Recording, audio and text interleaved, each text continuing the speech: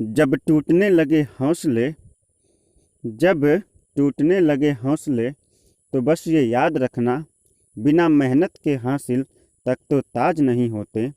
जब टूटने लगे हौसले, तो बस ये याद रखना, बिना मेहनत के हासिल तक तो ताज नहीं होते। अंधेरों में खुद ही ढूंढ लेते हैं अपनी मंजिल, क्योंकि जुगनू कभी रोशनी के मोहताज नहीं होते। नमस्कार दोस्तों, मैं आपका दोस्त सागर कुमार राव आपके अपने YouTube channel study CBL classes में आपका हार्दिक स्वागत एवं अभिनंदन करता हूं। दोस्तों, उम्मीद करता हूं आप सभी बिल्कुल स्वस्थ होंगे, मस्त होंगे और अपनी एजुकेशन, अपनी पढ़ाई, अपने कम्पिटिटिव पढ़ाई या क्लासेस पढ़ाई जो भी आप कर रहे हैं उसमें पूरी तरह से व्यस्त होंगे और दिल, मन, लगन पूरी तरह से अपनी पढ़ाई में लगे होंगे। तो आपकी पढ़ाई में एक छोटा सा सहयोग देने के लिए मैं Sagar Kumar Rao study with CBL classes से आपके साथ जुड़ चुका हूं। आज हम कम्पिटिटिव एग्ज़ाम का बहुत ही महत्वपूर्ण टॉपिक डिस्कस करने जा रहे हैं। इससे कुछ प्रश्न जो है कम्पिटिटिव एग्ज़ाम में लगभग हर साल पूछे जाते हैं दोस्तों। तो आज उसी के टॉपिक को लेकर के हम आगे बढ़ेंगे। आज की जो हमारी सीरीज होगी वो होगी प्रमुख वैज्ञानिक उपकरण या प्रमुख वैज्ञानिक यंत्र, जिसकी सहायता से हम जो है अलग अलग चीज़ों को देख सकते हैं, माप सकते हैं या जान सकते हैं। जैसा कि वर्तमान में कौन सी चीज़ का कौन सा मापी है या किस चीज़ से कौन सा, जैसे भूकंप को किस चीज़ से मापा जाता है, या फिर आप कह सकते हैं कि बैक्टीरिया वायरस का अध्ययन जो है किस यंत्र की सहायता से किया जाता है कि स्पष्ट हो सके। इन सभी टॉपिकों पर आज हमारी पूरी बेहतर चर्चा होने वाली है। तो बने रहिए आज हमारे साथ, क्योंकि आज का क्लास बहुत ही ज़्यादा ज़ोरदार है, मज़ेदार है, शानदार है, समझ में भी आएगा। लेकिन उससे पहले एक रिक्वेस्ट है कि अगर अभी तक आपने मेरे चैनल को सब्सक्राइब नहीं किया है तो प्लीज़ सब्सक्राइब कर लीजिए और बेल आइकन को ऑन कर लीजिए, ताकि मैं जब भी कोई नई वीडियो डालूं तो आपके पास जो है नोटिफिकेशन पहुंचती रहे। तो चलिए समय ना गंवाते हुए अब शुरू करते हैं। तो देखिएगा, यहाँ पर लिखा प्रमुख वैज्ञानिक उपकरण, प्रमुख वैज्ञानिक उपकरण। अब कौन कौन से वैज्ञानिक उपकरण हैं यही हमको जानना है। प्रमुख वैज्ञानिक उपकरणों में कौन कौन से उपकरण हैं, ये चीज़ हमें क्या करना है, समझना है। ठीक है दोस्तों,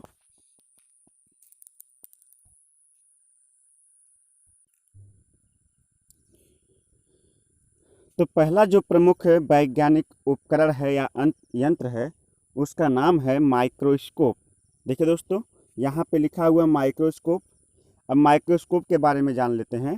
कह रहा है कि यह सूक्ष्म जीवों को इसकी सहायता से देखा जा सकता है, सूक्ष्म जीवों को इसकी सहायता से देखा जा सकता है। तात्पर्य यह है कि इसे हम सूक्ष्मदर्शी भी कहते हैं, यानी वह उपकरण जिससे सूक्ष्म जीवों को क्या किया जाता है, देखा जा सकता है, उसे हम सूक्ष्मदर्शी कहते हैं या उसे हम माइक्रोस्कोप कहते हैं। ठीक है ना दोस्तों। अब आगे बढ़ते हैं। सूक्ष्म जीवों में क्या, जैसे मान लीजिए पैरासाइट्स हो जाते हैं, बैक्टीरियाज हो जाते हैं, वायरस हो जाते हैं। इन चीज़ों को जिन उपकरणों की सहायता से हम क्या करते हैं, देखने का प्रयास करते हैं, उसे हम क्या कहते हैं, सूक्ष्मदर्शी या माइक्रोस्कोप। अब हम आगे बढ़ते हैं।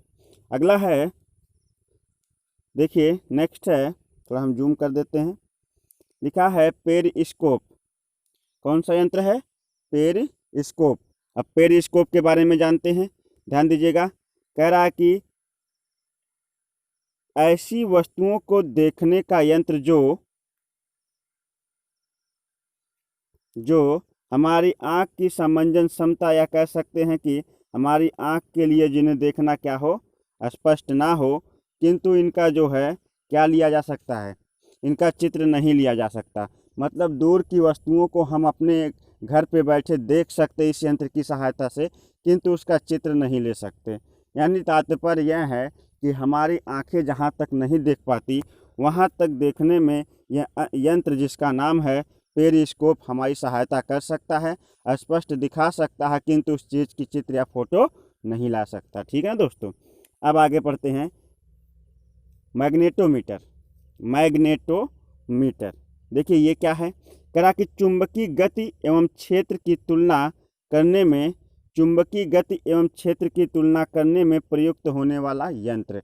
यानी चुंबकीय गतियाँ और चुंबकीय क्षेत्र को बताने वाला प्रमुख यंत्र कौन सा है, क्योंकि मैग्नेट में चुंबक होता है तो मैग्नेटोमीटर है, या मैग्नेटो यहाँ पे जो शब्द है वो है मैग्नेटोमीटर, और मैग्नेटोमीटर का मतलब होता है जहाँ पर चुंबकीय गतियाँ हो या जहाँ पर चुंबकीय क्षेत्र हो, इसका निर्धारण जिस जो है यंत्र की सहायता से किया जाता है उसे क्या कहते हैं, उसे कहते हैं मैग्नेटोमीटर। अब हम आगे बढ़ें, अगला हमारा मैरीनर कंपास। मैरीनर कंपास नाम लिखते चलिए और सुनते चलिए, याद करते चलिए, और इसके सामने अपने शॉर्ट फॉर्म में लिख लीजिएगा किसके काम में आता है, मैरीनर कंपास। मैरीनर कंपास का उपयोग दोस्तों दिशा बताने का यंत्र, कंपास सुई भी कहते हैं इसे, यह जो है क्या करती है, दिशा को बताती है। मैरीनर कंपास क्या करती है, दिशा को बताती है। ठीक है, तो मैरीनर कंपास मत भूलिएगा, यह दिशा के निर्धारण में इसका प्रयोग किया जाता है। नेक्स्ट है थर्मामीटर, जिससे आप सभी लोग परिचित होंगे, शरीर का तापमान या किसी का तापमान जो है क्या करने के लिए, मापने के लिए। यहाँ देखिए तापमान को मापने वाला उपकरण क्या है, थर्मामीटर। तापमान को मापने वाला उपकरण थर्मामीटर। फिर नेक्स्ट आपका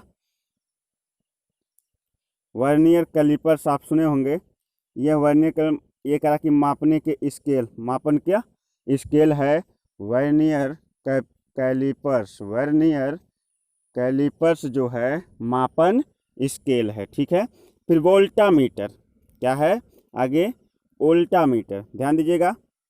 देखिए वोल्टामीटर दो बिंदुओं के आवेश भिन्नता को मापने वाले यंत्र को, दो बिंदुओं के आवेश तथा भिन्नता को मापने वाले यंत्र को क्या कहते हैं, वोल्टामीटर कहते हैं। प्यारे दोस्तों, दो बिंदुओं के आवेश तथा कह रहा कि उनकी भिन्नता को मापने वाले यंत्र को क्या कहते हैं, वोल्टामीटर। उसके बाद रेन गेज जान लेते हैं, कह कि रेन गेज, रेन मतलब होती है वर्षा, है ना, तो रेन गेज मतलब वर्षा मापने का यंत्र, यानी वह यंत्र जिससे क्या किया जाता है, वर्षा मापा जाता है, इसे वर्षा मापी यंत्र भी कहते हैं, इसे रेन गेज कहते हैं। उसके बाद नेक्स्ट है ओम मीटर। ओम मीटर मतलब ओम जो पैमाना होता है वह प्रतिरोध का होता है, तो कह रहा कि संचालक विद्युत प्रतिरोधक क्षमता को मापने का यंत्र, यानी जो है आप कह सकते हैं कि ओम जो है, ओम मीटर विद्युत प्रतिरोध को मापने का यंत्र है। ओम मीटर विद्युत प्रतिरोध मापने का यंत्र है। ठीक है प्यारे दोस्तों, अब आगे बढ़ते हैं, थोड़ा सा ध्यान दीजिएगा और बहुत ही ध्यान से देखिएगा, क्योंकि कम्पिटिटिव एग्जाम में इससे हर प्रतिवर्ष कुछ ना कुछ प्रश्न पूछते हैं। उसके बाद है सिस्मोग्राफ, देखिएगा है आपका टॉपिक सिस्मोग्राफ। सिस्मोग्राफ लिखा भूकंप की तीव्रता मापने का यंत्र, यानी सिस्मोग्राफ की सहायता से ही हम पता लगा लेते हैं कि किस क्षेत्र में कब और कहाँ कैसे भूकंप आने वाला है। तो भूकंप की तीव्रता मापने का जो यंत्र होता है उसे क्या कहते हैं, उसे कहते हैं सिस्मोग्राफ। सिस्मोग्राफ की सहायता से भूकंप जो होता है उसकी तीव्रता मापते हैं। ठीक है ना। उसके बाद है स्पेक्ट्रोस्कोप। स्पेक्ट्रोस्कोप क्या है, जरा इसको जान लेते हैं। तरह की स्पेक्ट्रम, यानी जो मतलब तरह तरह की वर्ड या कीड़े निकलती हैं उसको स्पेक्ट्रम बोलते हैं। स्पेक्ट्रम का विश्लेषण करने का यंत्र, स्पेक्ट्रम का विश्लेषण जिस यंत्र की सहायता से किया जाता है उसे कहते हैं स्पेक्ट्रोस्कोप। स्पेक्ट्रोस्कोप की सहायता से जो है क्या किया जाता है, स्पेक्ट्रम का विश्लेषण किया जाता है। ठीक है दोस्तों, अब जो है जो ये पॉइंट आपको बताए गए ये आपके पहले सेशन में है, और इसमें देखिए क्या क्या है। इसमें आपको देखिए सबसे पहले हमने बताया था माइक्रोस्कोप, उसके बाद इसमें बताया था कि सूक्ष्मदर्शी या सूक्ष्मदर्शियों को देखने के लिए इस यंत्र का प्रयोग किया जाता है। उसके बाद हमने आपको बताया था पेरिस्कोप, ऐसी वस्तुओं को देखने के लिए। उसके बाद मैग्नोमीटर, उसके बाद mariner compass, thermometer, vernier callipers, उसके बाद वोल्टामीटर, ध्यान दीजिए, सॉरी, उसके बाद जो है रेन गेज, उसके बाद ओम मीटर, उसके बाद सिस्मोग्राफ, और उसके बाद स्पेक्ट्रोस्कोप। अब जो है हम आपको ले चलते हैं इसकी अगली सीरीज पर, ध्यान दीजिएगा। लिखा है स्फेरोमीटर। कौन सा मीटर, स्फेरोमीटर। इसमें आप कह सकते हैं कि आकाशीय वस्तुओं की गोलाई वक्रता को मापने वाला यंत्र। देखिए मैं थोड़ा सा जूम करता हूँ, ध्यान दीजिएगा। जूम करने के बाद लिखा है स्फेरोमीटर आकाशीय वस्तुओं की गोलाई तथा इनकी वक्रता को मापने वाला जो यंत्र होता है उसे हम स्फेरोमीटर कहते हैं। ठीक है दोस्तों। फिर एमीटर यानी आमीटर। आमीटर विद्युत धारा को मापने का यंत्र होता है। विद्युत धारा को आमीटर से नापते हैं, ठीक है, क्योंकि विद्युत धारा का मात्रक जो है एम्पियर होता है ना, तो इसे मापते किससे हैं? आमीटर से। उसके बाद है एनीमोमीटर। एनीमोमीटर वायु की दिशा एवं गति को मापने का यंत्र। ऐसा यंत्र जिससे वायु की दिशा एवं गति को मापा जाता है उसे क्या कहते हैं?